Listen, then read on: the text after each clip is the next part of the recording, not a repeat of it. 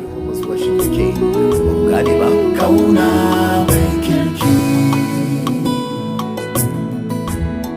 kauna mai hankuri,